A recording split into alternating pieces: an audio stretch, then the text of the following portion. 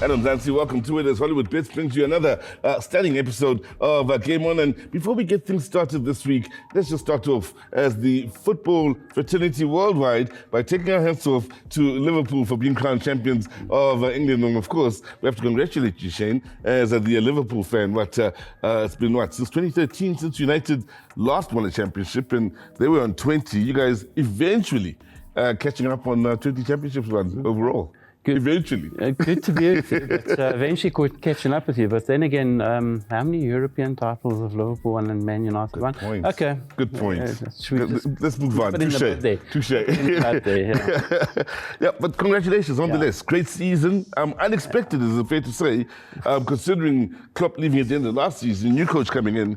Did we see this coming at all from a Liverpool point of view? No one expected it. I must be very honest with you, and not even myself. I mean, when Arne Slot took over, we just thought, well, it's going to be one of those. We're going to have to go through another year or two of a plan and the way he plays, and that hasn't happened that way, you know. They've all slotted in. If you look at that Liverpool team now, they're more united than ever before, which is the big thing there.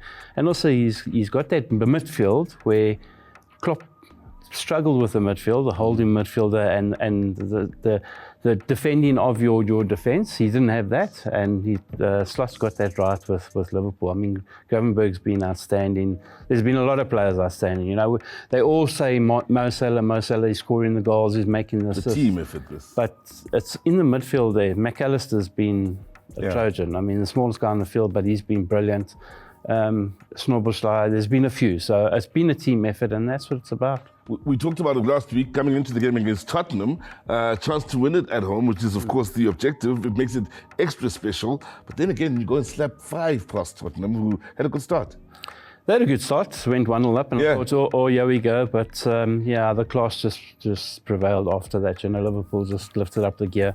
Second half, they were different class. I mean, Spurs didn't even get a touch in type thing, you know, and it was just a matter of time before the goals came, and you know, like I say, what a way to go out winning. If you see those fans, how long they stayed on that field after the game and the celebrations, I can just imagine in the streets what the celebrations are like. But the one good thing for me was, if you watch them arriving at the stadium in the bus, it was different class. All those fans on the sideline screaming, shouting, going mad. And I was listening to one of the interviews after the game, and one of the senior players turned around, it was Robertson, turned around and said, told the youngsters in the bus, there's no ways we can lose this game with these fans. And that's, you know, that's what it's about, you know.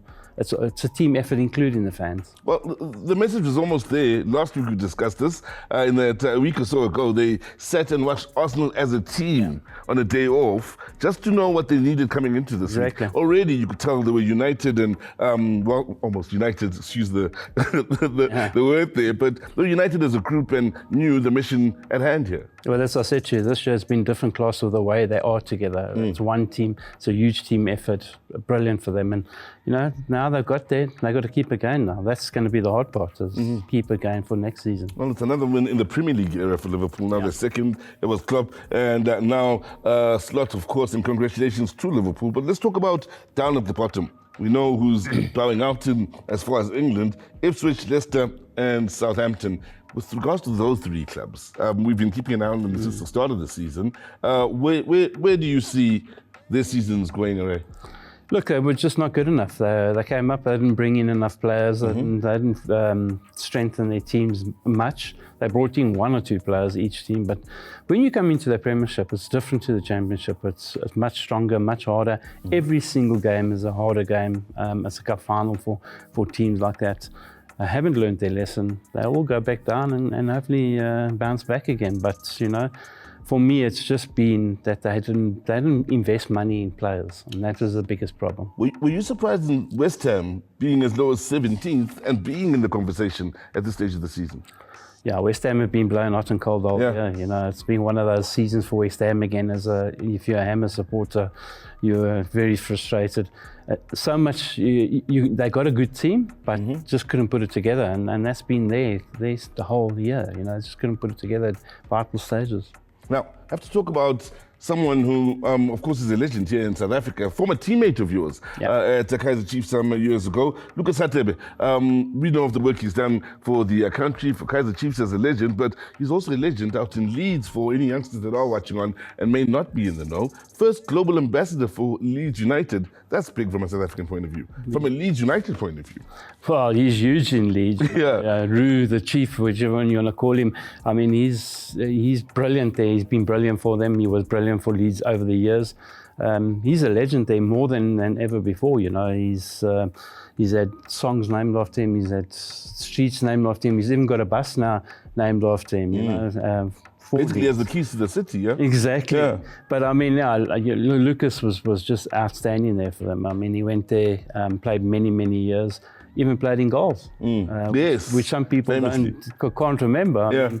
Yeah. Played in goals. I mean, what a man, what a legend. I mean, people don't know here in South Africa. So when he first came to Kaizer Chiefs as a youngster, he came as a goalkeeper from the Botswana League. Yes. He came on a trial. One day at training, just shooting, and the coach said, well, you can strike a ball. And he turned around and said, the coach, well, I can play out as well. And that's how that happened, and that's how it developed. He started off first goalkeeper, then striker, and ended up in midfield and centre back. But I mean, that's just Lucas. I mean, when he was at Leeds, he did that as well. Could play him anywhere. What a gentleman as well. What a nice man. Well, let's also talk about the fact that he did captain them for 124 games. Also, maybe I think the last great Leeds generation that comes to memory that went to the Champions League under his captaincy as well. He had a great time at Leeds and gave them some great memories as well. Yeah, exactly, and that's why they hire him in such a high esteem. You know, at Leeds. You know, he did everything for them. What a man. I mean, the captain, and he led by example. That's one thing about Lucas. Always led by example. Nothing was too small or too big for him.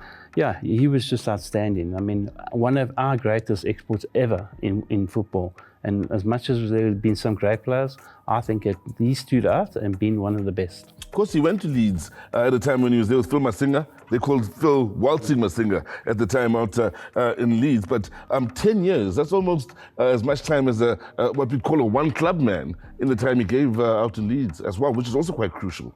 Yeah, it is crucial, you know, and that's why, you know, when you go to a club like that, especially a big club, I mean, Leeds are a big club, they're coming back in, and you'll see next season they are a huge club. Yeah, we need to congratulate them for that as well. For 10 years, it's not by fluke that you're there for 10 years, that you become captain, that you run, and the people so fall in love with you. It's not by fluke. I mean, Phil was the opposite, you know, unfortunately for him, injuries, this, that, off the field incidents. Lucas wasn't that. He was the true professional, stuck it out. He just did everything that he had to do, and he did it right. And I mean, what a legend in his own right, you know. I'm glad that people are starting to recognise that, and we, as South Africans, we don't do that. While they're alive, let's recognise them as legends. And I mean, these are doing that for him now. Well, we do recognise Lucas Radebe, the former South African captain, former Leeds captain, as a true legend, not only here in South Africa, not only for Kaizer Chiefs or the national team here, but as well as Leeds out in England. A great example of a man who's given to the beautiful game worldwide. We take a short break. When we come back on the other side of this, we talk the local game. And of course, Jerry Skasana will be stepping up.